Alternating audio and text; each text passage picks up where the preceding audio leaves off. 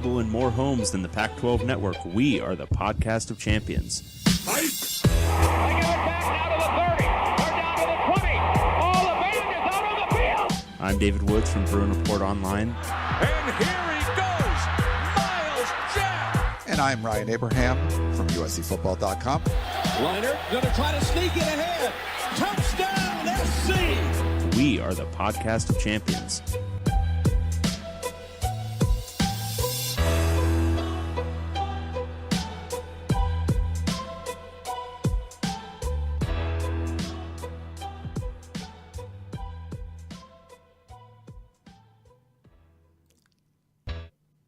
Welcome everyone back to the podcast of champions. I'm David Woods from Bruin Report Online, the UCLA site on the 24/7 Sports Network. And I'm Ryan Abraham from USCFootball.com, the USC site on the 24/7 Sports Network. And together we make the podcast of champions, talking all things Pac-12 football. We are simulcasting live on YouTube. A couple days late. I am in studio. Lazy David. I'm in the flight path of LAX. We could hear that during the intro. There was such a long airplane noise in the entirety of the intro. It was really great. So why can't you come in the studio, David? What's going on here? You have dengue fever. Or something. Or malaria. It's impossible to know which. Because your gallivanting hedonistic lifestyle has finally caught up with you. It apparently did. Your most recent vacation has brought you low. It did. I was in Singapore, which is awesome, in the Philippines, and then came back Saturday, jet lag for a couple of days, and then Monday I just got walloped by something, fever, night sweats, like whatever. But I feel okay today, and we thought we'd do the show. I feel really bad. I wanted to do it on Tuesday, but there's been some developments and stuff, a lot of stuff going on in Pac-12 football world. So hopefully this will work. It's good to be back. It's good, because I was gone for vacations. We didn't get to do a show. Yeah. I was going to try to do one in Singapore where it's like 15-hour time difference. That would have been good. Yeah. When I flew back through Taipei, and it's a 12-hour flight. And I left like Saturday afternoon, and you land Saturday morning. So it's weird. So you're in the plane for 12 hours, and it's like before. Yeah, it was all. I was all kind of. Yeah, it was all kind of messed up. Whatever, but it's good to be back. If you have any questions or comments for the show, Pac12podcast@gmail.com, or you can call or text us at 424-532-0678. You can tweet us at Pac12 Podcast, and the website is Pac12podcast.com. I'm not going to mention Reddit because we have a question about that later on. I don't know. Someone might have made it private or something. I'm not sure. We'll figure that out. We also, if we love when you guys are listening on the Apple Podcasting app, if you can follow us over there at the Podcast of Champions, rate us with a 5 stars. That'd be awesome. If you can do that. I don't know. Do we have any new ones, David? We do have some new ones. Oh, nice. We have 3 new reviews. Okay. The first from Brian in Utah, 5-star review. A mediocre mess to match a mediocre league. For some silly reason, I've listened to this dreck for 7 years now. Only God knows why. When it goes away next year, I might even be sad. Okay, I lied about that. Dave is your typical liberal elite communist. Let someone else do all the work while he takes all the credit. That's actually pretty good. Meanwhile, Ryan does all the work for the podcast while secretly hoping the government goes away entirely and USC rules the entire world. Cue the Imperial March. Okay, I did what you asked. If you bring back gift cards to Victoria's Secret or whatever other stupid store, I expect to be paid up. Nice. I love it. Yep. This is from #BigTrev. Pac-12's last hope of keeping an all right podcast. Love listening to you guys weekly and hearing you wander off into totally different topics other than the Pac-12. Go Ducks. All right. Seems like a brand enthusiast. Oh, holy shit. Is there a long one? Yeah, Vince 1776. Oh, I think I know what he did. I think this is a Chat GPT version of a review. Okay. I can't express. Yeah. Actually, I should do it. I can't express enough how much I adore the podcast of champions hosted by the dynamic duo Ryan Abraham and David Woods. This podcast has officially become my go-to source for all things college football, and it constantly delivers an outstanding listening experience. Without a doubt, I wholeheartedly give it a resounding 5-star rating. First and foremost, Ryan and David are a perfect match made in podcast heaven. Their chemistry is palpable, and their deep knowledge and passion for the sport shine through every episode. Their ability to dissect games, analyze teams, and provide unique insights is nothing short of remarkable. Learning to them discuss the world of college football is like sitting down with two incredibly knowledgeable friends who happen to be experts in the field. One of the aspects that sets Podcast of Champions apart from others is its impeccable production quality. The sound engineering is flawless, ensuring crystal clear audio throughout each episode. This attention to detail enhances the listening experience, allowing me to fully immerse myself in the discussions without any distractions. Moreover, the range of topics covered in the podcast is exceptional, from in-depth game breakdowns and conference predictions to interviews with prominent figures in the college football realm. Ryan and David leave no stone unturned. Their ability to balance analysis and entertainment is commendable, making each episode both informative and enjoyable. Another standout feature is the host's commitment to engaging with their audience. The podcast's interactive nature is fantastic, as Ryan and David actively address fan questions, comments, and even incorporate listener suggestions into their episodes. It truly feels like a community, and the host's genuine interest in their listeners' perspectives is truly refreshing. I also appreciate the podcast's consistency and reliability. The episodes are released on schedule, ensuring that avid fans like myself never have to wait too long for their next college football fix. The dedication and work ethic of Ryan and David truly shine through in their consistent delivery of top-notch content. In summary, the Podcast of Champions with Ryan and David is an absolute gem for any college football enthusiast. With their incredible knowledge, engaging personalities, outstanding production quality, and commitment to the audience, this podcast deserves all the praise it receives. I eagerly await each new episode and can confidently recommend it to anyone seeking expert analysis, captivating discussions, and an overall fantastic podcast experience. Kudos to Ryan and David for their exceptional work.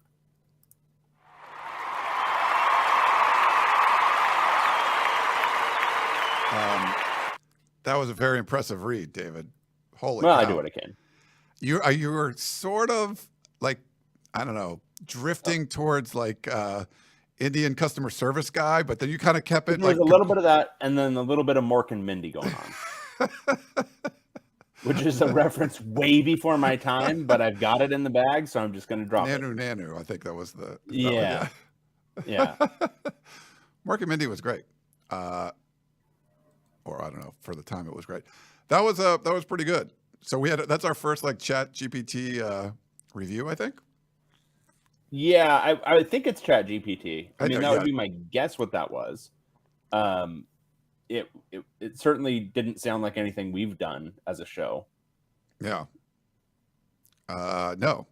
So written by an AI would make sense. We did have a couple comments.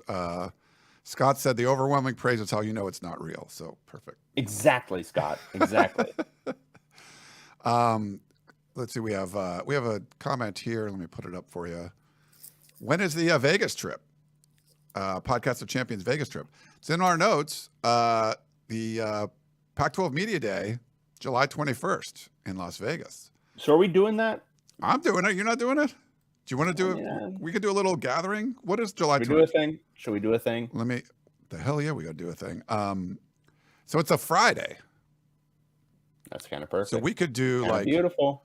stay for the weekend kind of thing. Well, there's this classic situation I'm in. It's what I call the Abraham, which is I'm already due to be in Vegas the following weekend. Yes. I like to call that the Abraham. And I don't know if this stage of my life I can actually pull off an Abraham the way I used to.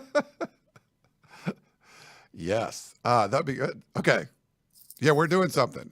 Well, this is our last like go around, right? Like it'll be less, this is our last season. No, we get to go to Chicago next year or some shit. Yeah.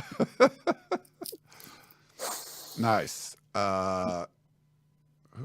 I think West Texas Mike is in. He's like, says Vegas. Yeah, we're doing it. We got to do something. Oh, wait, that was the wrong one. No, you just put up the same comment again.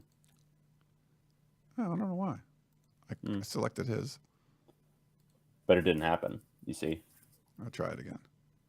There we go. That one worked. Yeah. So do you like being able to see the screen? I do. It's a little weird though, because I usually look at our YouTube as we're going. Right, but that's behind. Yeah, but that's the way I know like what people are saying. But if I look at this, I don't have that. Yeah. I don't have that running list of what people are saying, so I have to keep toggling back and forth. So no, this is a lesser experience in every single way, Okay. and I hate it. Well, perfect.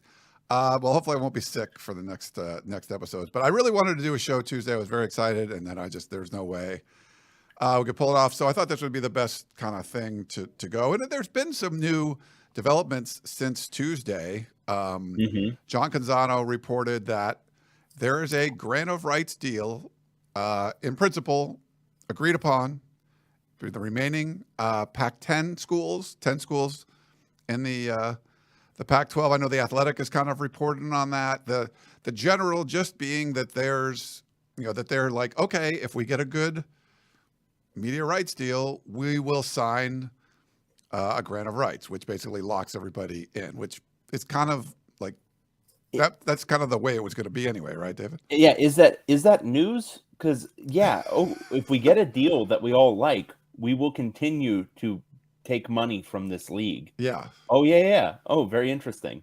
Yes, thank you for this information. I think it's just something like you needed something. Like we're hearing like random stuff from like the Arizona president talking about this or Washington State talking about that. Like there's no, and this was one of my notes too. Like the whole we haven't heard from George Kliavkoff thing on all this. Like where do you stand on that? Like it just seems like I don't know. Like you need to hear from the leader. I get that you're trying to keep things close to the vest or whatever, but holy cow, you just this long of not saying anything. I just think that's a mistake. Yeah, I mean, I don't think this is being handled well. I think they're in kind of a bad position just by the nature of, the fact that they don't have anything to show, anything to demonstrate.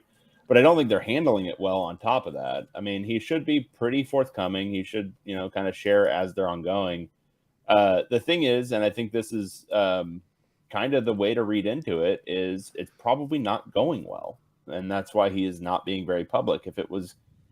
If you were trying to shore up confidence in the league, both for your potential partners in the media deal and for the league themselves and for fans and the whole thing, and also to make yourself a more attractive destination for San Diego State or SMU or whatever the heck it is, you want to be fronting confidently. And I'm not getting that sense from the Pac-12 right now because, and this is probably just the reality of it, they're not. I don't think the negotiations or the possibility of getting a deal that's approaching what the teams want is good. I think they're in trouble, and I think their lack of communication about that is a sign of it. No, I think you're right, and the order is not changing. It's good that the 10 schools have said, hey, we will sign a grant of rights deal if this is the media rights deal makes financial sense for us. But there's some splintering and stuff going on, with Colorado being rumored to have been in talks with the Big 12 already. Follow Jason Scheer over there, his tweets about what's going on with Arizona. I mean, from the Big 12 media side, there's a lot of people tweeting, a lot of remember the FUD, the fear, uncertainty, and doubt that I was talking about before, a lot of that going on. We're hearing more positive stuff on the Pac-12 side. I think John Wilner's, he still has the Pac-12 survival as a 4-point favorite over its demise. But I think by his previous calculations, they should be a dog at this point. Yeah, he was saying it was going to go every week, like it was a point or something. Yeah, they should. But he's keeping it, as a 4-point favorite. So it kind of depends who you talk to. But it's, like we've said from the beginning, it all comes down to the media rights deal, right? Like if they get a good deal, it's not. We've had some like live comments and like is there any way Saudi money can get pumped into the Pac-12? There's no more. We've talked about BYU's lack of ideological fit with the Pac-12, but Saudi Arabia, that could be not as quite as ideal. I don't know if you follow that stuff, but just funny. Like since I've been on the couch, I just watch that stuff all day, and you're like, I love golf, and you're not a big golf fan, but like you got guys like Rory McIlroy who like took a stand, and I forget the guy, the commissioner of the PGA, who was like moral high ground, like embracing the 9/11 families, like this Saudi money's terrible. Rory has to go out and like basically he became like the sacrificial lamb, and then all of a sudden like, Oh yeah, if you give all these players hundreds of millions of dollars, that's not okay. But you give the PGA Tour, okay, we'll take it. It's just totally hypocritical. Like for you to take that moral high ground and then sort of have to flip around. But I don't know, man. The Pac-12 is desperate. You don't think a little infusion of they can Dude, I swear to God, if Saudi Arabia came to George Kliavkoff tomorrow and said, "We'll give you $50 million per school," he'd take that without blinking. When you're talking about like trying to figure out like, oh, you owe an extra $5 million to Comcast or whatever, and they're throwing around hundreds of millions of dollars like it's change, like they could fix everything. They could put the Pac-12 as the above the SEC, the Big Ten instantly. Like, oh yeah, let's just give you guys lots of money. Yes. That would be insane. Yeah, it sure would. But outside of that, it's like, what do I don't know. It just seems like you're trying to buy a house in a terrible market, and that's where Kliavkoff is, unfortunately. But yeah, so I don't think it's market conditions. I really don't. I mean, market conditions didn't help, but market conditions don't help. But other leagues are getting pretty big deals. No, I think the bigger thing is that you're trying to sell a house in a floodplain. Like you're trying to sell a house in a fire hazard zone. You're trying to sell a house that has some severe deficiencies to it. And I think the reality is that they're faced with that, and also some market bias against the Pac-12, and they're trying to sell a house in a no demand market. Nobody wants these media rights at anything like a premium. The Pac-12 has been so convincingly desperate, like throughout this whole thing, that I think everything about what they're trying to accomplish reeks of a veneer of confidence masking just absolute desperation. Yeah. And I think that's the biggest issue they're contending with negotiating with anybody. Colt says Pac-12 on the CW brought to you by the PIF, which is the public investment fund. That's like the Saudi huge fund of money that is behind like Live Golf. But yeah, Live was on the CW. And behind a lot of beheadings. Let's remember those. Don't forget the beheadings. Don't forget or illegal wars that we support nationally, implicitly. But the CW and no matter which party is in power, we still kind of support it implicitly. It's very cool. Yeah. The CW, though, that's what broadcasts Live. Mm-hmm. So there's like a connection there. I don't know. We'll see. Thomas says this is why David never became a realtor. David. Is that why? There's like a million reasons why. Like that would be one of the worst jobs for you. I'd be great at it. No, you wouldn't sell. I'm a schmoozer. Oh my God, no. I can schmooze. No, I don't think so. So you got to follow Jason Shearer. I've got a lot of chutzpah. I've got a lot of get up and go. Yeah. I can stage a house. You could sure. You keep a straight face. You'd be like, this sucks. Like, yeah, I wouldn't buy it. Oh, good. Thanks. Are you listening? I'm listening. Yeah, it's terrible. Yeah. You would be honest. I would be honest. So follow Shearer's stuff because there's some really interesting tweets.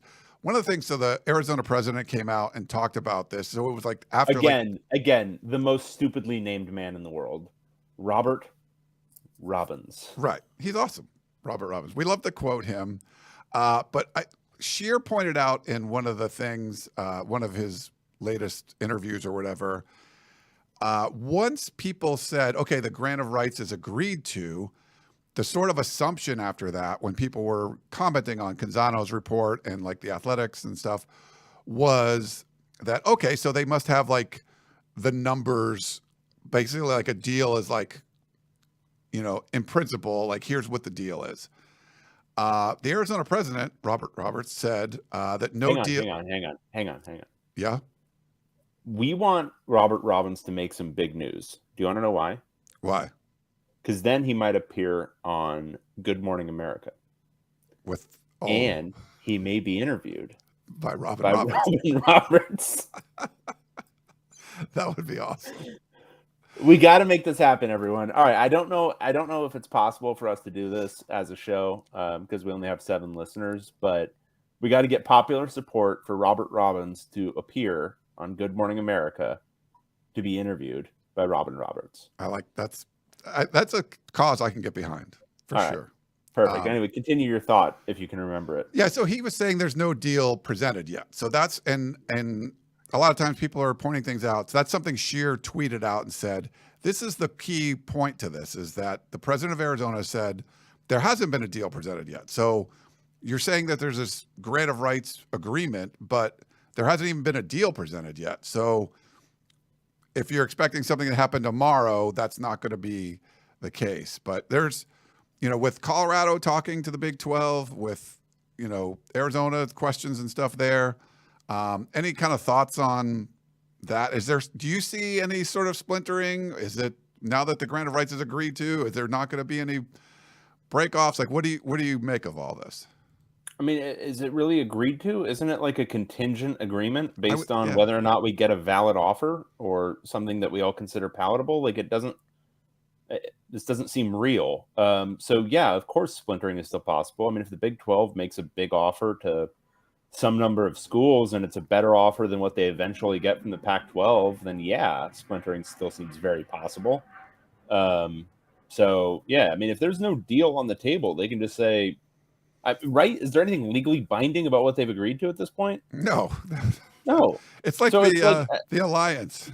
Yeah, it's the alliance. It's the alliance of grant of rights deals, and it's just like that was a funny thing. But yeah, so if Colorado says, well, no, we can get $35 million from the Big 12, we're only going to get $25 million from the Pac-12. Sorry, we agreed to give up the grant of rights a month ago if this thing was right, but it's not right, it's wrong. So we're going to go to the Big 12. Yeah, that still totally seems possible. So no, I think splintering is still very possible. I would say, not using any inside info, but just using like common sense. The longer we go without the Pac-12 having a deal in place, the more desperate some of these schools are going to feel and how they're going to get. And they're going to have to start making decisions in their best interests. And it might be, even if the Big 12 offers $25 million or whatever, take the bird in hand versus appearing on tape delay on the CW. On tape delay. Preempted by Heidi. Yes. What was it? Was that a super? There was something like some big NFL game that was like it was like an NFC championship or something, and like Heidi had to it went long, and Heidi, I forget what it was, but there was like a thing back in the.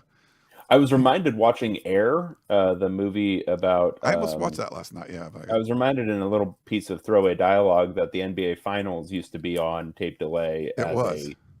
As just a matter of course. So not too far. How crazy that's been. But there was a Heidi, it was some big NFL game that Heidi, the game wasn't over and Heidi was scheduled to go on at 4:00 or something. So they played Heidi on whatever station that was. So you don't want that to happen. We had monster truck racing, or no, it was some kind of truck racing that had on FS1. FS1.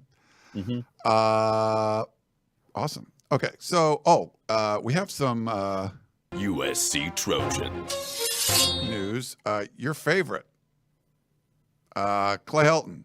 Oh yeah, no, the King returns. Wrongfully terminated, in your opinion. Return of the King. He gets to come back, set his jaw. If that USC fans will know the reference. And yeah, Faith, family, and what was the other one? Football. Not as much football. Yeah, that's right. You forgot the right one. He's coming back to the Coliseum with Georgia Southern. Yeah, if he's still around. If he's still around. Exciting. The potential for extreme hilarity is really high. Yeah, I love to see it. Gotta love to see it. It's going to be amazing. I hope we get one or two good shots of him doing the on the sideline. Yeah, that would be. Did you think I froze for a second? Yeah, I thought you froze. Yeah.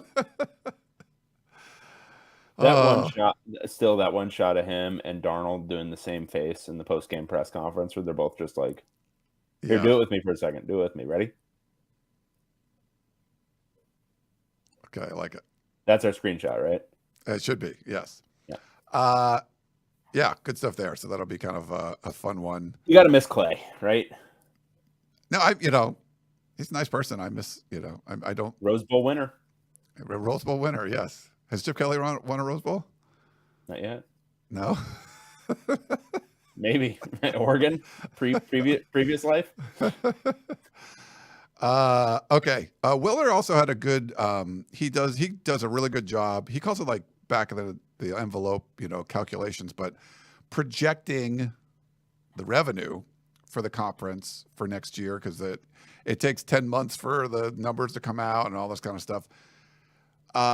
In general, if you had a good story, if you want to go check it out, record revenue. Even though it was still 5th place out of 5 for Power 5, I think it was 38 million or something last year per school. He's projecting because of the Comcast stuff. So even though there's like you get 5.1% increase in revenue because that's their TV deal, but they also have that Comcast stuff going on where they owe like $5 million each. But anyway, overall revenue is going to go down a little bit for the next year, like by $1 million is what he's thinking, which seems about right.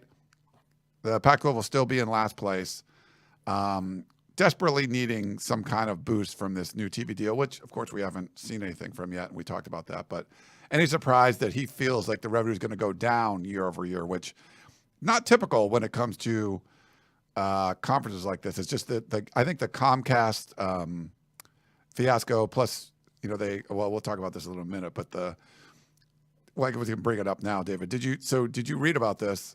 That really expensive real estate in San Francisco that Larry Scott got and they built all this shit out of. Well, they walk away from the lease or whatever. They could have bought the building, right? And they spent $10 million a year or whatever it was. Now they got to spend $10 million more to put it all back. Like they really changed everything. And the people that own the building is like, yeah, we didn't say you could do that. So now I got to pay $10 million to get it back. Well, it's exactly like if you rent an apartment and you paint a wall, you got to paint it back to its right color before you get out of the lease. That's totally normal. It's just in this instance, it's $10 million of refurbishments they have to do. How crazy. Yeah, the fiscal decisions by Larry Scott should have him in prison. It is I don't know. I guess the Pac-12 isn't a publicly traded company, so he didn't I don't know, commit various public crimes, but I can't imagine it would take too much work to find something where he said a certain thing and did a certain other thing and, at least would be liable for some sort of civil action. That said, the Pac-12 is getting nutty with it financially. The Comcast thing, apparently the initial numbers were underestimated. It's going to cost them even more. It's just, we knew at the time, I won't say at the time, we knew halfway through his run that Larry Scott was pretty bad. We knew, but somehow the presidents didn't know. It's like an iceberg thing, and we probably should have hit this point harder at different points. But you see the 10% at the top, the bad refereeing, the bad TV deal, the different things he said about the Pac-12 network versus what was happening. But this 90% that's coming to the surface now, where they borderline defrauded the entire league's presidents with the Comcast deal, and then also the details of the lease in San Francisco, and then immediately after, when he was gone, the details of him getting that interest-free loan to buy a house. All this stuff. It's just he bilked a pretty decently successful league for millions, and then walked away unscathed. And the league's gonna die at some point, and it'll be heavily linked to his tenure as the head of it. No, it's hard to disagree with that. The way you put it, though, the league's gonna die at some point. Well, the league's gonna die at some point, and it's in large part. Obviously there are some conditions that led to this too, but it's going to be because of him in a large sense.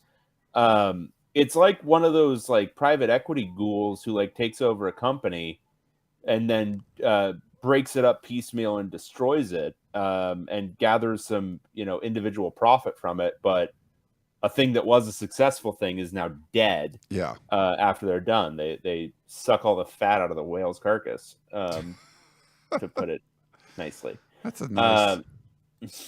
So yeah, Pac-12, a whale's carcass. Yeah. Nice. Eddie, let me put Eddie's thing up here. He says, can we, oh, sorry, that was the wrong one. Why did it, somebody's not working. Hold on. Try this. Did he write that before I brought up the whale's carcass? Can we just, hello, Ryan and David, or the question?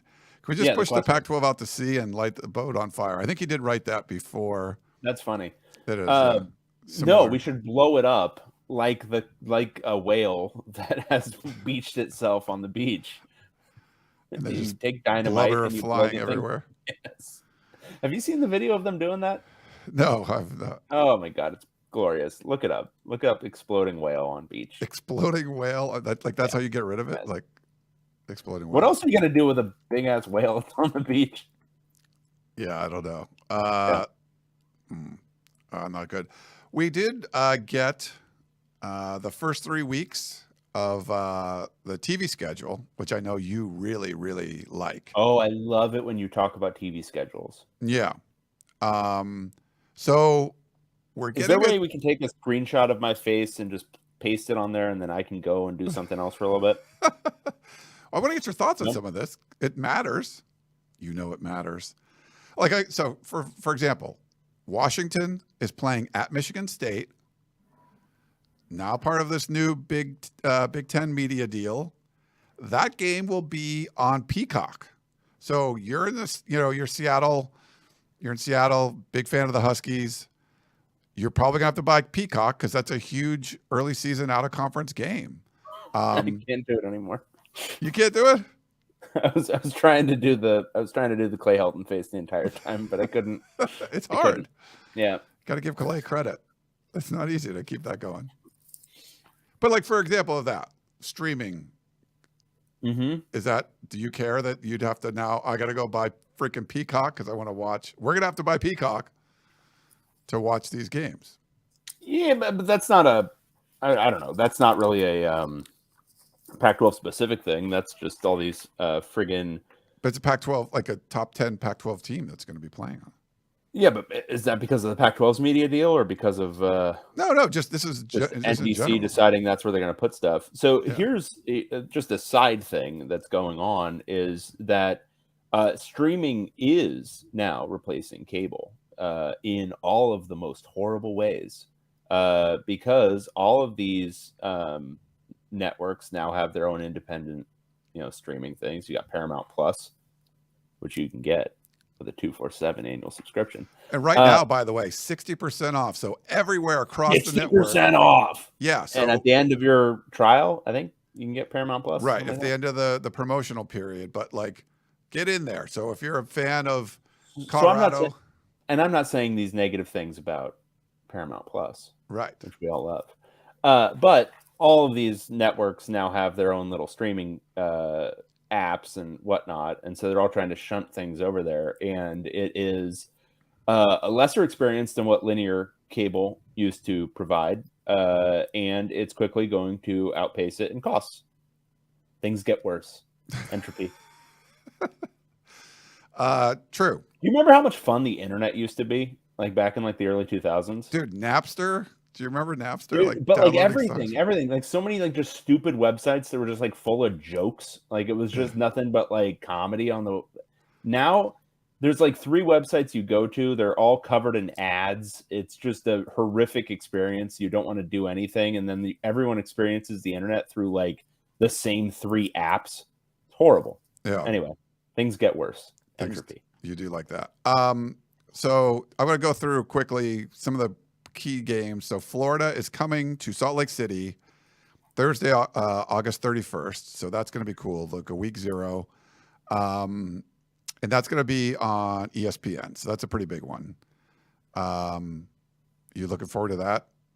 Utah needs some revenge. Yes, I am. One of the more interesting ones is Colorado is going to be on national television 3 weeks in a row, 2 weeks in a row at 9 a.m. Pacific time. So September 2nd, they're going to go at TCU, which I don't know if you follow college football that much. They were in the national championship game against Georgia, at least for like a minute or so. Then they weren't in it anymore. That's the big noon game on Fox. Mm-hmm. Do you like Colorado in that spot? Yeah. I think it'll be fun to watch. I think it'll be fun for everyone to see kind of what Colorado brings to the table in those first 3 games and having them on actual TV that most people can watch. I think it'll probably draw some pretty big ratings for the Pac-12 generally and Colorado specifically. Yeah. So, yeah, it's great. Washington gets to host Boise State on ABC, so that's kind of a big one. And that's about it for that kind of weekend. For week 2, you got another big noon. This is going to be 9 a.m. local time, unless maybe it will be 10 a.m. Mountain at the time. I don't remember. Nebraska at Colorado on Big Fox. Another nationally televised, before noon game for Colorado. That's kind of rough, like to 2 of those in a row. Big noon kickoff twice in a row for Colorado. Yeah, I agreed. What are you doing? I was just trying to approach the camera as closely as I could. I could see that, yeah. Utah and Baylor. That'll be on ESPN. Playing a football game, yep. That's another 9 a.m. game, but that'll be on ESPN. So I got a couple Pac-12 games early. That'll be, 2 Pac-12 early games that week for us. So how are we going to handle that? I'm not sure. We have a Pac-12 game on SEC Network. Arizona's going to be playing at Mississippi State. That'll be exciting. I'm excited for that one. Yeah. Our parent company, CBS, will be San Diego State. It's going to host the UCLA Bruins. Have you heard of them? Do you know them? I have. Yeah. Pretty good. Time or two. Yeah, and it's on CBS for real, not CBS Sports Network. CBS for real. And at the very same time, Wisconsin going to Washington State. Washington State went into Madison last year and beat them. That's going to be on ABC, same time. So some good games in week 2. And the first Pac-12 game will be Stanford at USC on Big Fox at 7:30 p.m. Also, Oklahoma State is going to be at Arizona State, 7:30 p.m. on FS1. And Auburn is going to be at Cal, 7:30 on ESPN. So, holy cow, there's going to be a lot of going on at one time. A lot going on week 2. Yep. What Correct. Thoughts about Colorado 2 weeks in a row on Big Noon Kickoff? It's great. You don't care. Okay. I honestly, this is minutia. It doesn't matter. And I know you love it. I do. But I'm going to continue to make guppy faces over here, okay? Okay, you do that. Week 3 is the one we talked about already. Washington going to Michigan State. It'll be 2 p.m. Pacific time. Going to be on Peacock. Very, very interesting one. Peacock. We love Peacock. Colorado State at Colorado. Big ESPN, 7 p.m. game. So they're getting another another major network there. So I don't know. Who knows? Colorado could potentially be 2-1 at that point after those games. We'll see. Fresno State's going to go to ASU 7:30 p.m. on FS1. And that's about all of note. San Diego State will be at Oregon State on FS1. Yeah. But some interesting stuff going on, I think, with the schedule. And you don't interesting stuff indeed. Right. We're just stewing. West Texas Mike says, why is David Woods showing us his nose hairs? Look, you got to have something interesting to watch when Ryan's reading off the schedule. Right. He says, and when I'm reading off the schedule, I can't see David showing the nose hair. So I'm not. I know. That's why I was kind of going for it. But then every time you asked me a question, I had to dial it quickly back. Gotcha. And also, I didn't want to blow out anyone's eardrum sitting that close to my, my state-of-the-art audio apparatus, which is my MacBook's built-in microphone. Perfect. All right. Well, there goes the schedule. The whole point when you play college football, David, You have this regular season, and then there's the bowls, right? You want to play a postseason game. Well, back in 2020, Chip That's Kelly. not what ESPN tells me. I know. ESPN tells me it's all about the college football playoff and everything else True. doesn't matter. That's true. And maybe that's why, Chip That's Kelly. actually what you tell me on this show all the time, too. No, I like bowl games. I like going to bowl games. Mm-hmm. Chip Kelly turning around the UCLA program, earning a Holiday Bowl bid 2 years ago. 2 years ago. I mean, it doesn't get much better than that. Been a long time. Holiday Bowl's been a long time partner with the Pac-12. Great to see that connection, that symmetry between league and postseason game. It's just down in San Diego, right? What was part of the Pac-12 footprint, or will be. There's a lawsuit going on. I don't know if you're aware.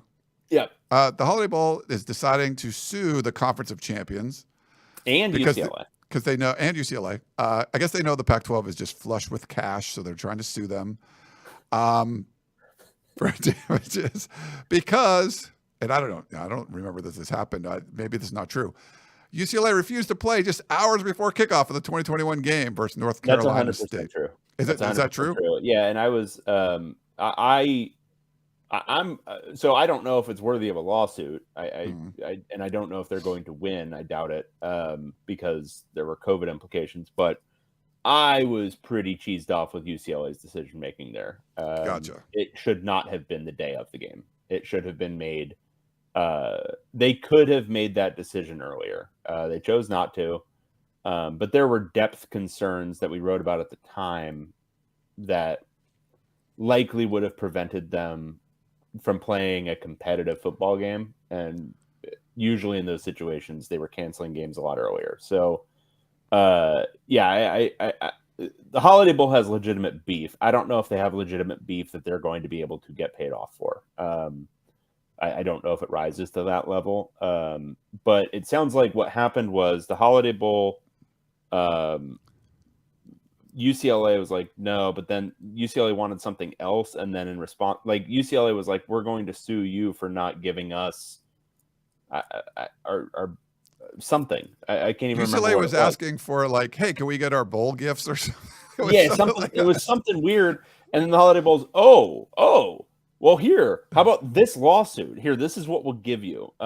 So I don't know. I think they, I doubt it goes too far because I'm sure there are, if you can make a health crisis case, then I think there's a lot of protections built in for that. But not a good look, not a good situation.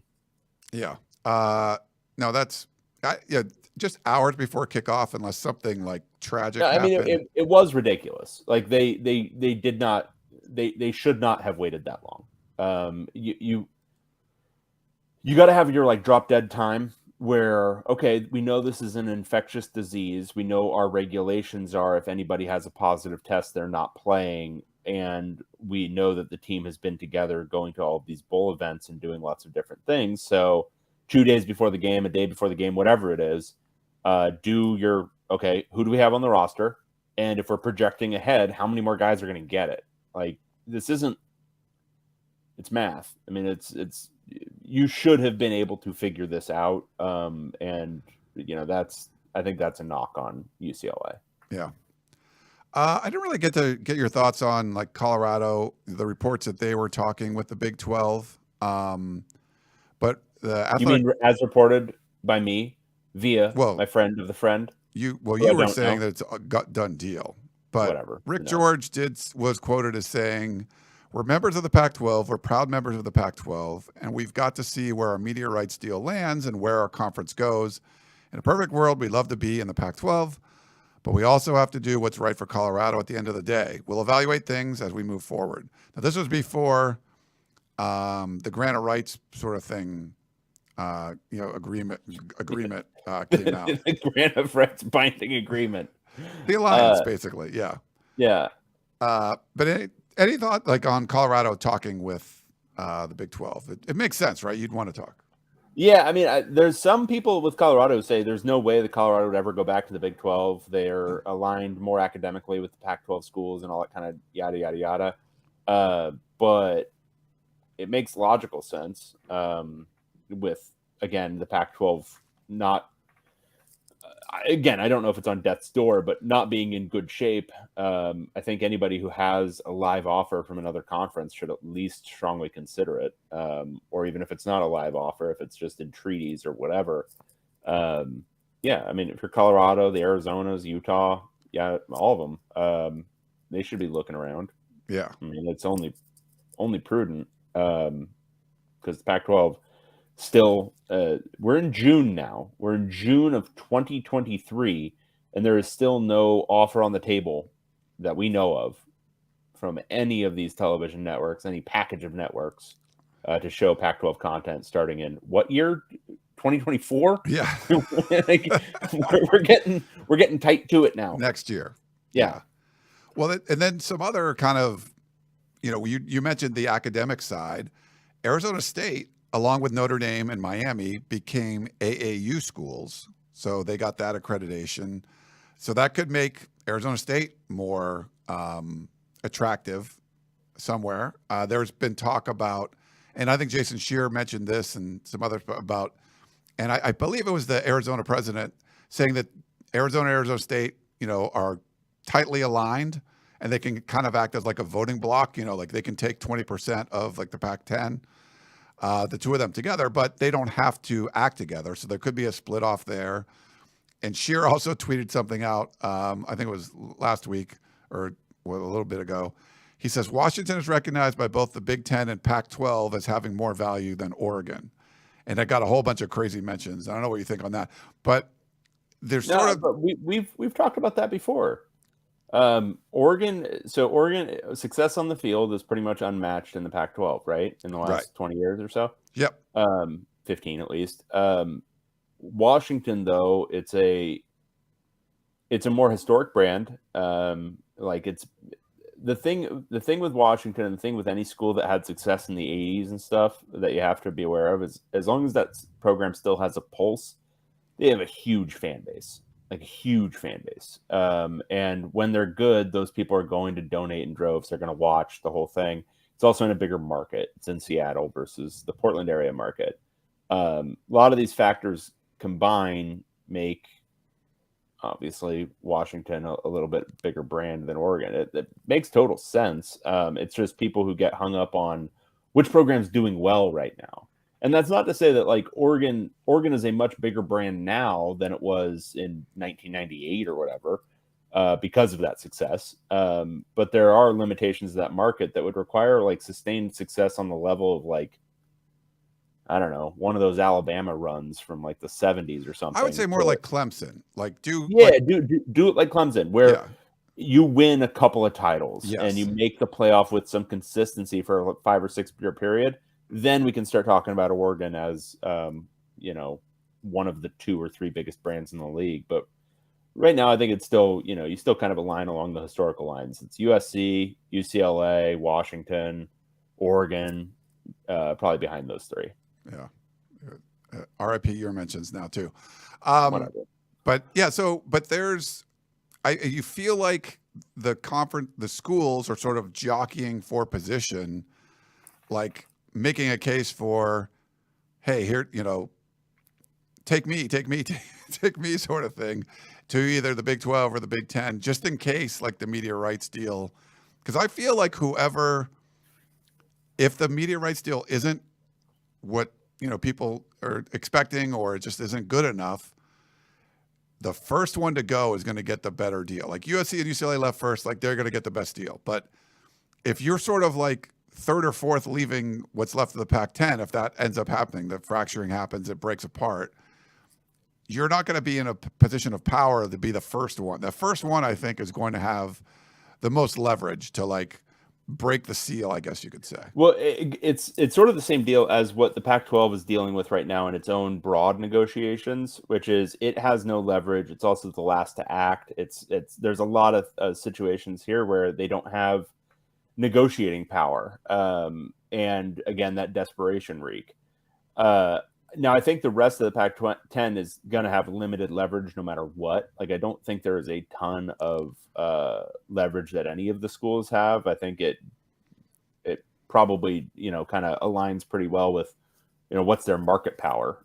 Washington and Oregon have some market power, but do Cal and Stanford, does Oregon State, that sort of thing.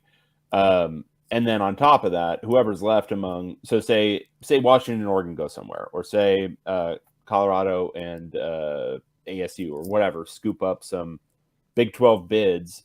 I think there is a natural diminishing effect for the rest of them, where, oh no, now you're rats off of a sinking ship, so we can get you for scraps. Yeah, and whether they'll want to do that, I think there is an element where a lot of the people in charge now have no sense of perspective on what's best long term, because locking a bunch of programs into bad deals in perpetuity is just going to diminish the stability of your eventual league and conglomeration. But I don't think anybody cares. It'll just be short term, profit motive. All the stuff that's breaking the sport in every real discernible way is going to continue to break it in every real discernible way. Blaze Bunny's, I think, taking a little offense to your statements there. He said, Oregon gets way more viewers per game. Oregon has a bigger national fan base than Washington. And he says, why not a couple of years of Chris Peterson? Would this even be a conversation? Well, you can't do that, for one. But any thoughts on they have a bigger national fan base? I don't know. I mean, I doubt it, but sure. I mean, maybe they do. Washington has a healthy base of fans going back to like the 1970s because of Don James. Oregon started being good in 2001.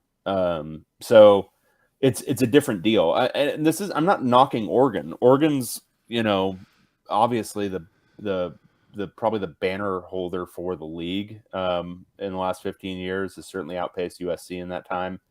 And if it sustains that, and if it continues that, then we're not going to be even having this conversation in 10 or 15 years.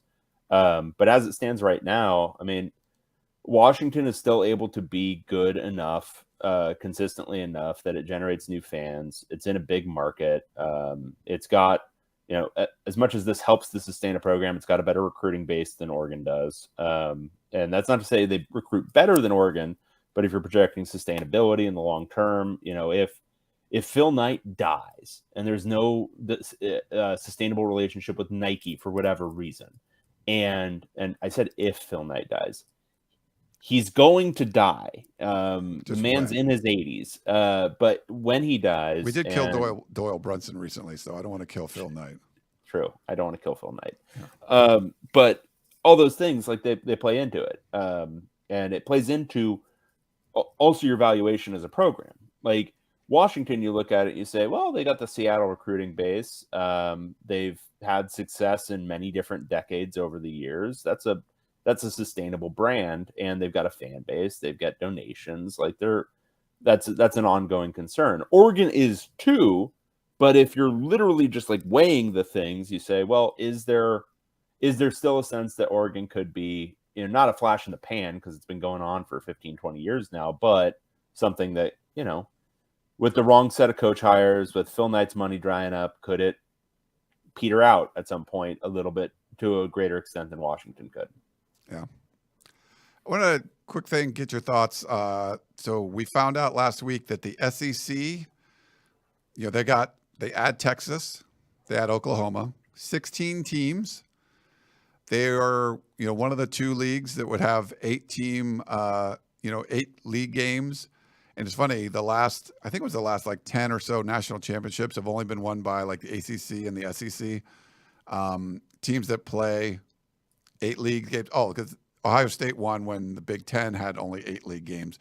No 9 league game conferences won a national championship. This feels like one of those correlation causation problems. It's not the thing, but they're another way to put it is that, like, how many SEC teams and ACC teams did you say had won the last semi on whatever national championships? I don't know. I mean, I don't remember. Like every single one since 2008, besides the one for Ohio State, basically. Yeah, I think so. Yeah. Okay. Where are they located? In the South. All of them? Yes, Most of- correct. I wonder if maybe that has something could a be little too. bit more to do with the correlation. But anyway, they're sticking with 8 games. I don't think they can do it long term because you would literally never play. Like Texas might never play like Mississippi State or something. Like it just, if you're going to have that many teams in your league, you need to play more league games. But they're for 2024, they're going to not do it. The teams in the middle or the lower, they don't want 9 league games because they want to still be able to make a bowl game. And I mean, it's just funny when you would see SEC teams go 4-0 and out of conference because they play a bunch of cupcakes, the Samfords and the Sam Houston States and stuff, go 2-6 in the league. So they go 2-6 in conference and go to a bowl game. And it's just sort of like, okay, like that's about as gaming of the system as you can get. But it's going to be another year of that. I don't know if you care or any thoughts on it or whatever, but. I mean, I think we'd all prefer it if there were more meaningful games. But I mean, as it stands, their strength of schedule is still going to be really good. Playing only 8 SEC games because the SEC for both true reasons and false reasons is always going to be super highly rated in any kind of analytic system. I mean, there's a little bit of human centipede action going on, but also they recruit better than everyone else, and they have better programs and they have better teams. On the, especially at the top and high middle end, things get real sketchy real fast when you get to the low end of the SEC, but we don't need to worry about that. So from a fan perspective, somebody who, I'll be honest, watches maybe one SEC game a year, so I don't really care. But from a fan perspective who's not me, you would obviously prefer to see 9 real games versus 8 real games, but it won't do anything to diminish their credibility as playoff contenders. In fact, it'll probably enhance it.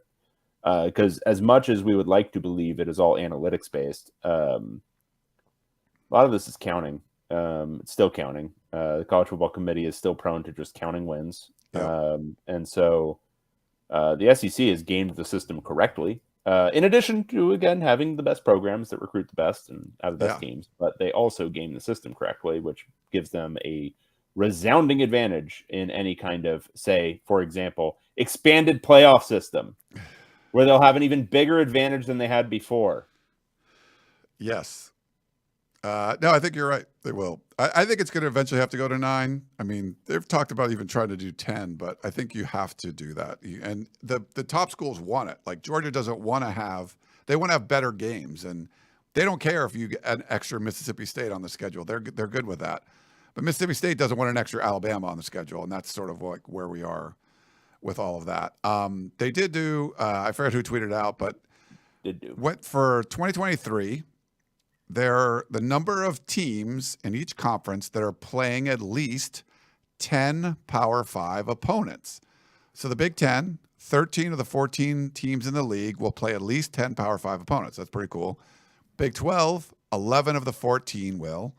The Pac-12, 10 of 12. So almost every team will play at least 10 Power 5 opponents. The ACC, 10 of the 15 teams. And the SEC, 2 of 14. So there's a little gaming of the system. They know what's up. Yeah, they know what's up. You don't have to play as many games against Power 5 conferences. Yeah. I think that makes sense. All right. Anything else you got, David? We can take a break. Oh, we're going to get to my news now? What's your news? I got nothing, dude. Oh, Get out of here. So those are all my notes. And then what you have is your contribution is what? I sit here and I No look pretty. Yeah. Nice. All right. Well, let's take a quick break and we'll come back and chat about whatever the questions are. We have some questions. Back in a minute.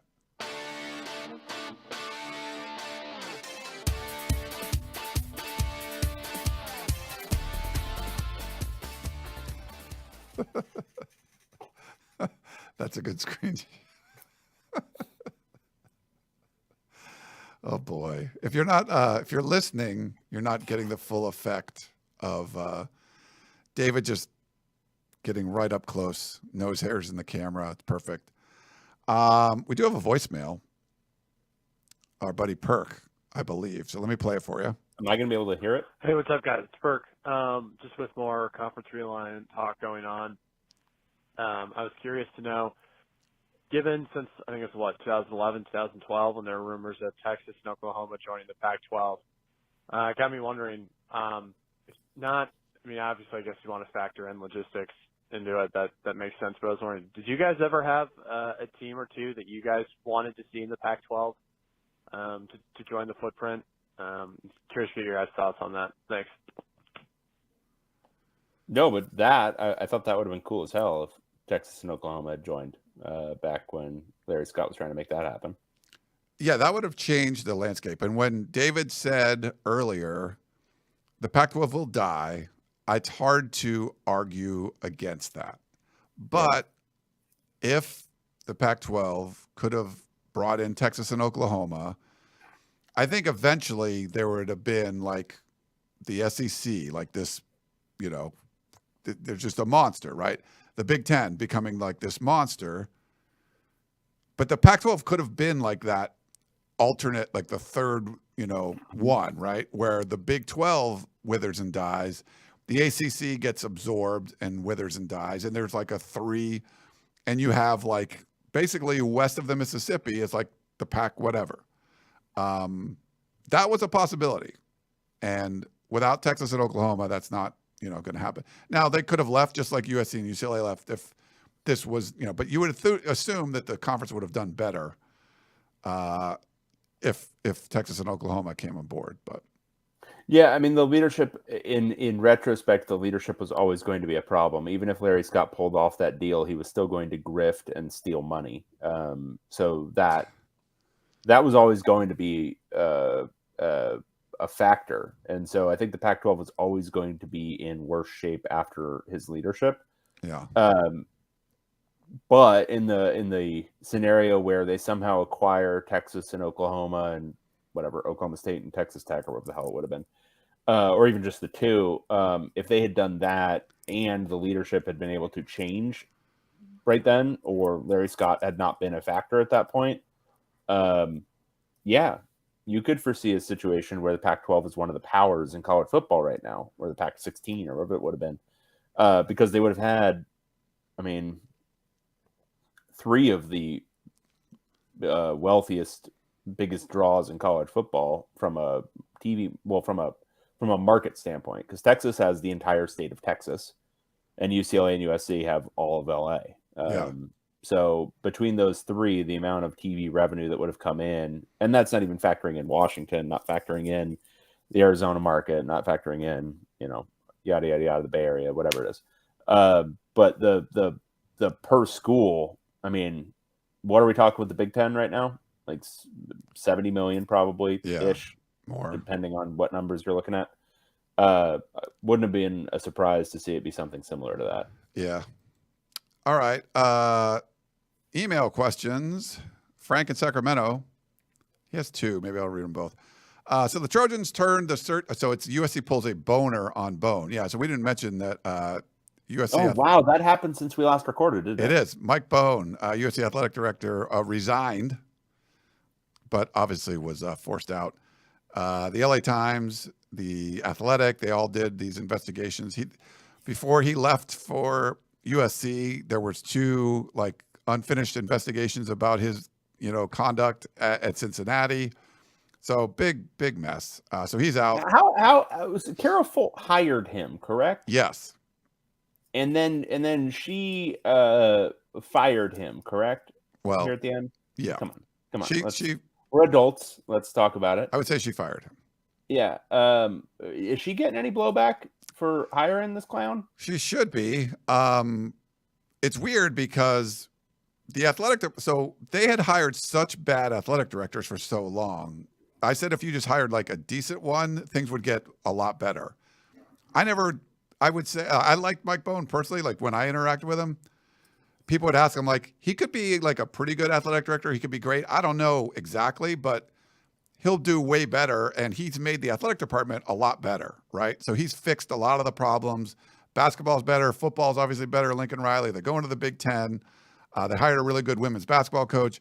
They hired a baseball guy who's turned things around quickly. Like they've got better on all those aspects. Graduation rates, like all that stuff is better. This is like whatever off-field behavior stuff that he's, apparently issues he's had. And they've hired, and then Frank's question is about the search firm. So you hire Turnkey Search to vet these guys, and obviously they didn't. So if you did any little research, you would kind of find out some of the stuff. So they probably wouldn't have hired her to begin with. But yeah, I think she should be getting some blowback for this because, but they had such bad athletic directors before that were like not good at their jobs. At least he seemed to be decent at his job. Just some of the other stuff wasn't there. I mean, yeah. I mean, you kind of take the reverse though. I mean, look, the dude, it sounds like he's got the I don't know. So my vibe from meeting him was he was kind of a, how do I put this nicely? You don't put stuff nicely. He had like the big country goon vibe. Like he talks like a big country goon. Like, oh, hi, how you doing? Which is just me making fun of a region of the country, and I regret it terribly. But he would say, "Hey, David, come sit next to me and chat." Like he would do that to and you. then he'd pat me on the knee probably. But I don't. I mean, I think it's all really gross stuff that he was up to, and you read the on the record comments from some of the people at Cincinnati, and it's if he was such a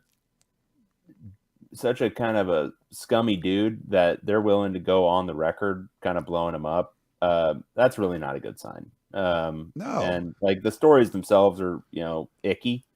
But then on top of it, that they're just like, he's such a bad guy that I would like to blow up his career now. Because a lot of times in these situations, and it's unfortunate, but a lot of times women will kind of, it's just part of the world and all that kind of crap. But for so many to be willing to speak out against him, not a good reflection on him, and also really, really bad reflection on the leadership at USC that they didn't get that. And you hire these firms to do your searches, but you also have to do your due diligence. Like UCLA got burned with this with Steve Alford. And I don't even know I can't remember if they hired a firm to help, but they didn't do their due diligence. And then it turned out that he had really done some messed up stuff with a rape case at Iowa when he was there.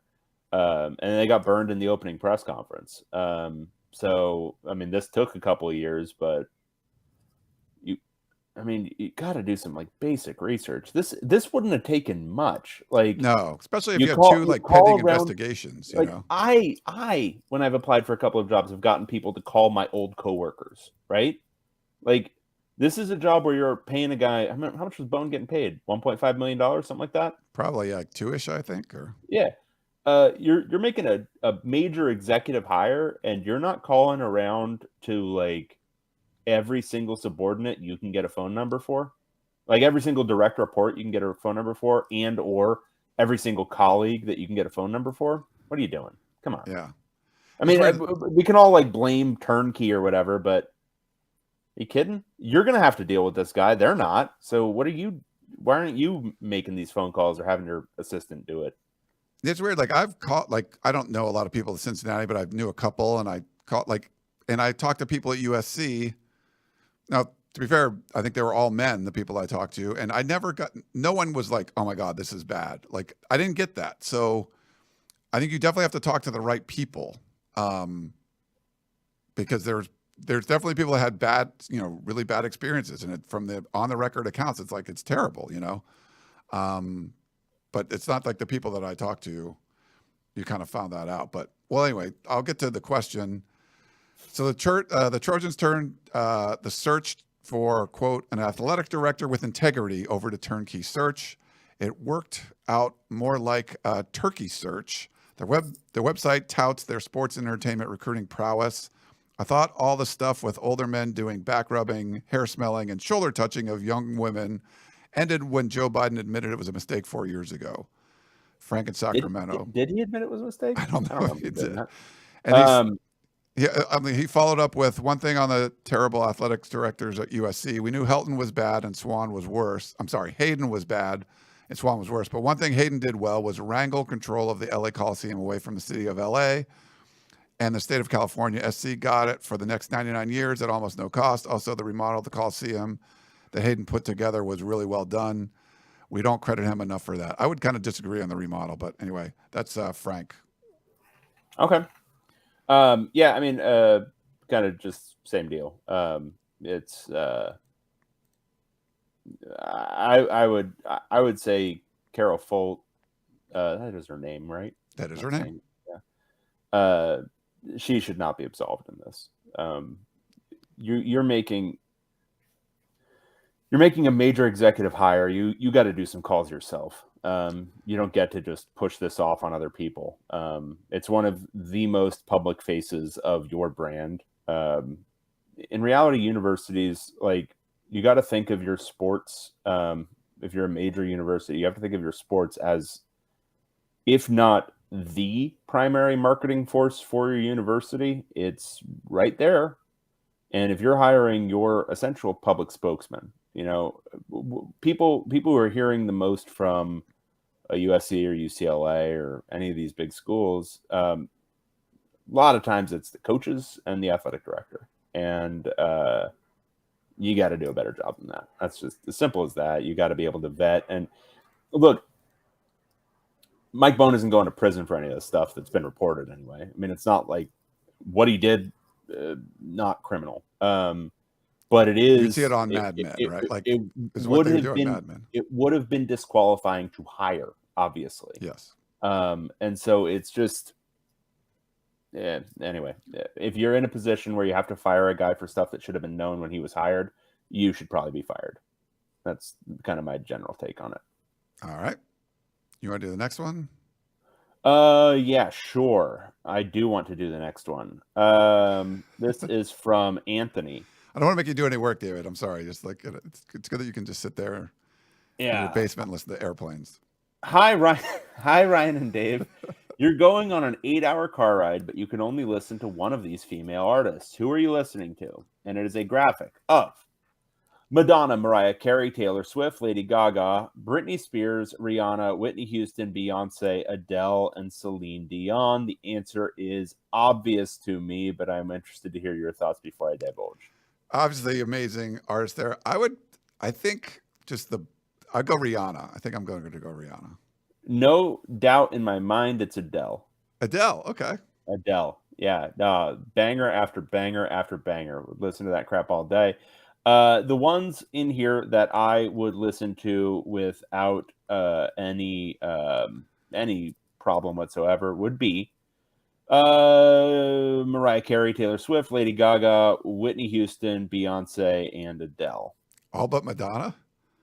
No, I wouldn't do Madonna, wouldn't do Britney Spears, wouldn't do Celine Dion, and wouldn't do Rihanna. You wouldn't do Rihanna? Not a big Rihanna guy. Really? Yeah. Her Super Bowl show was pretty fire. I didn't watch it. Oh. I don't much care for her music. I like... that's the oldest thing I will ever say in my life. That's pretty old. I could listen to... Madonna's got a ton of good songs, like a lot of good songs from the 80s and stuff. Like I could listen... I wouldn't disqualify any of them, I'd be down. But all right. I could not do an hour of Madonna. I don't know about 8 hours. No. All right. No, man. No. And like listening to Britney Spears, like not like she's a performer. Like just listening to the songs. Yeah. Come on. Like the thing is the ones I picked, like Mariah Carey, great voice, right? Like you're listening to some cool stuff. Taylor Swift, good songwriter. Lady Gaga, very interesting. Like a lot of really interesting songs. Whitney Houston, great voice.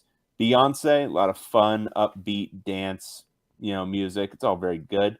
It's got a nice beat, something to drive to. And Adele, obviously, great voice. But I mean, Celine Dion, I think her songs suck. Madonna doesn't have a good voice. Britney Spears doesn't have a good voice. And Rihanna, again, it's just not for me. Okay. Ross says, see you later. Hey guys, what % chance would you give George Kliavkoff at the end of the season just says, screw this, I'm out, and he quits? I mean, I think he'd be kissing a lot of his sports executive career. Well, not goodbye, but maybe see you later for a while. Yeah. I think he has to pull off something. It doesn't have to be great, but he has to at least put a deal on the table that people have to think about. So I think, but once he does that, see it through for a couple of years, then move on.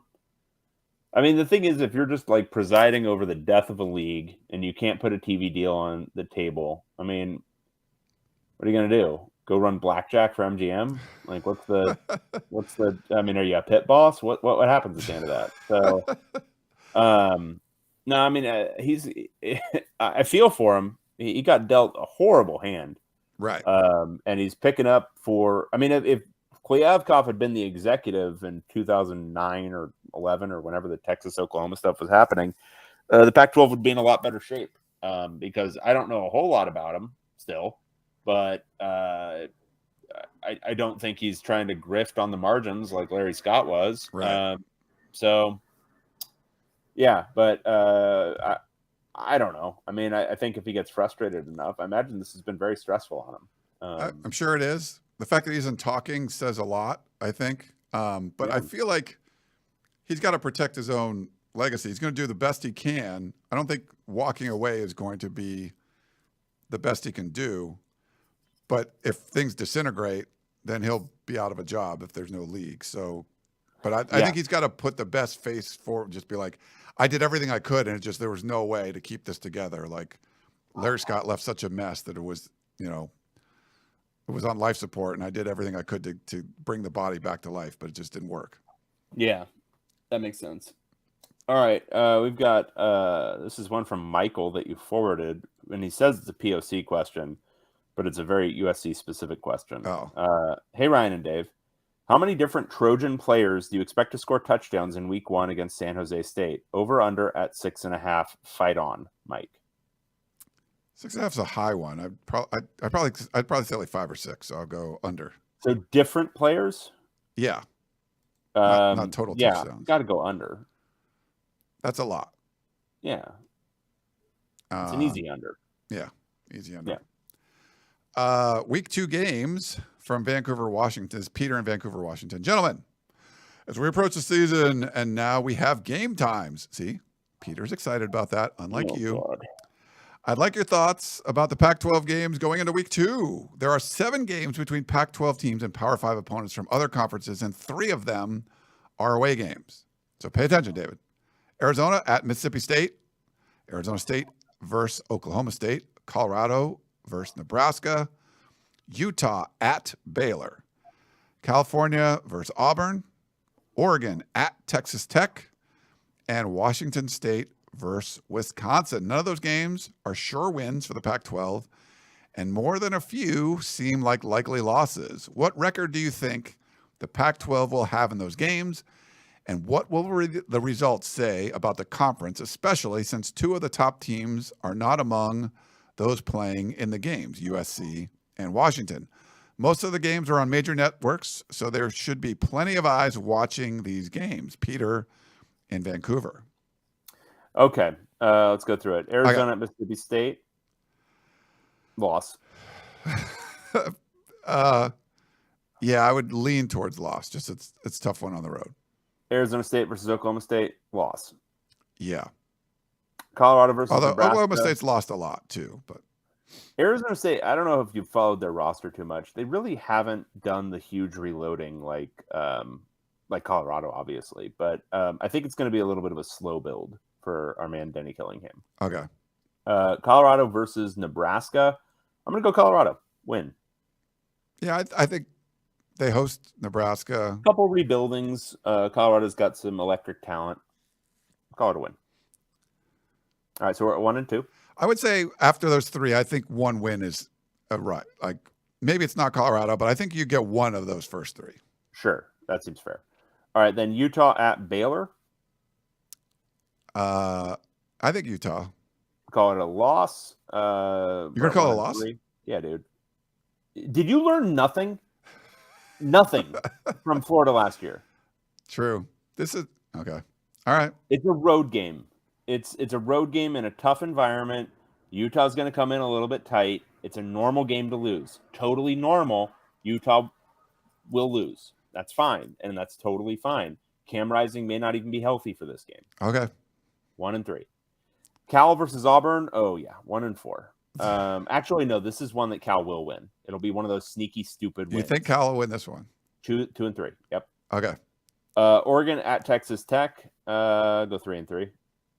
Yeah. Oh, that's a win. And then Washington State versus Wisconsin. I'll say Wisconsin wins the comebacker after Washington State took it to them in Madison last year. So 3-4. All right. I think I would go 4-3. I think. Yeah. Well, you're an optimist. Eternal. I'm an optimist there. Yeah. What would that say about the conference? Nothing.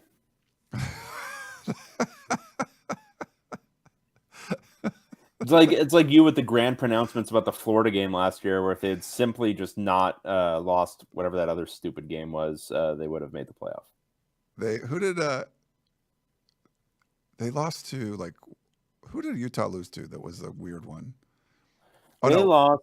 Hang on. Was it Arizona State? No, Washington lost to Arizona State. That was a weird one. No, Utah did something stupid. It was they lost. Oh yeah, sorry. They lost to Oregon by 3.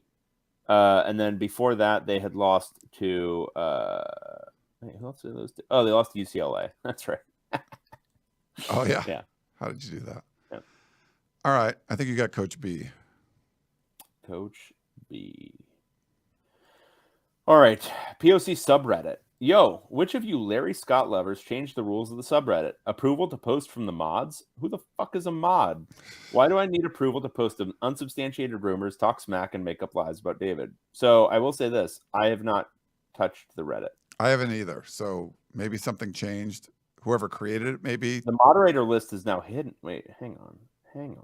Let me get in here. Jeez, Tell us what's going on, David.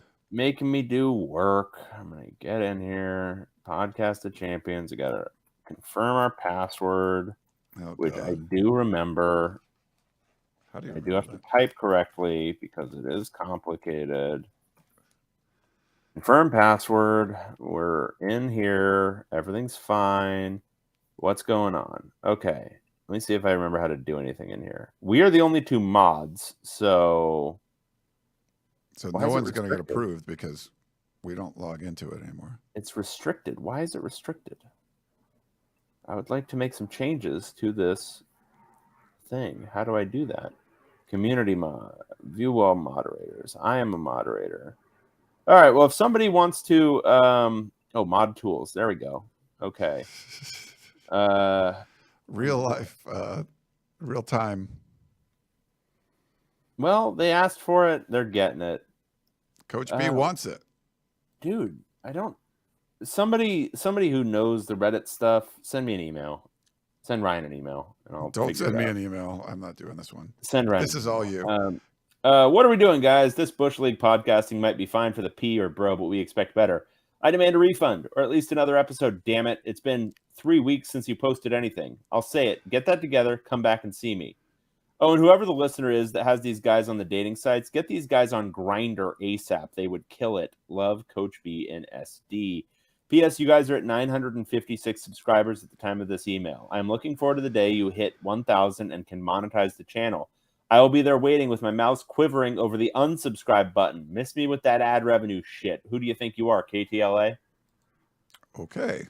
Thanks, Coach Bean. Thanks, I guess. Thanks is the word, yeah. We got a few comments in the YouTube chat, but we'll finish the emails with Jay in New York. Have you seen the air quality in New York because of the fires in Canada? Yeah, I've seen a lot of people in New York bitching like it's the end of the world. We've been dealing with that out here for like 50 years. Not that long, but no. It's been pretty bad. It looks pretty nuts. Sorry about that.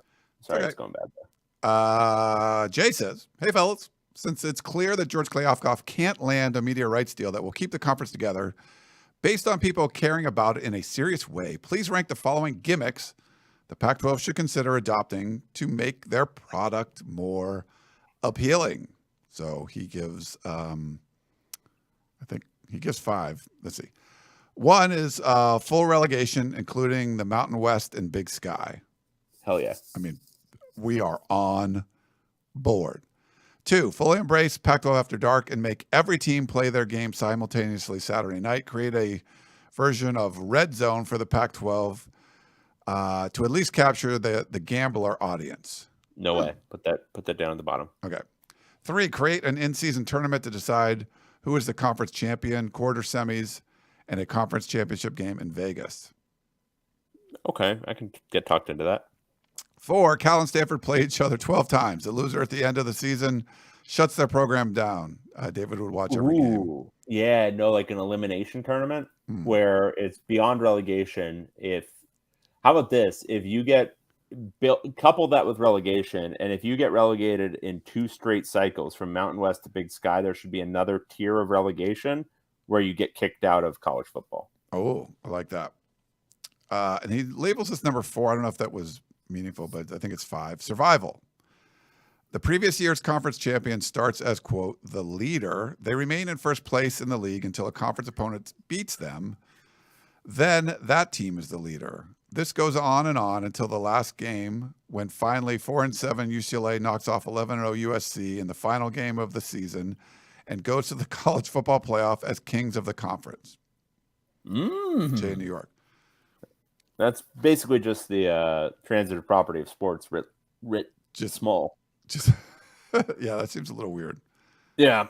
I don't think I like that one so much. I don't love that one. We got a few YouTube ones, and we'll let you go, David, so you can get some sleep. On the sick one, as you can tell, my voice is kind of giving out. Old Mike says Colorado Board of Regents just canceled their special meeting tomorrow morning. Did you know about that? Are these the like minutes meetings that they keep posting on Twitter that are like, we will have a meeting to discuss the league?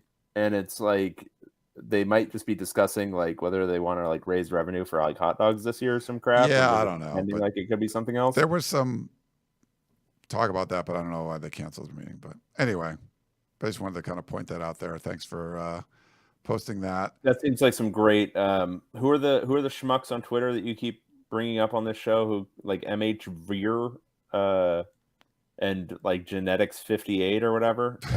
This is content for them, not for us. Tony says Notre Dame's athletic director is retiring next summer, being replaced by the NBC sports chairman, Pete. I don't even know how you say it. Bavacqua.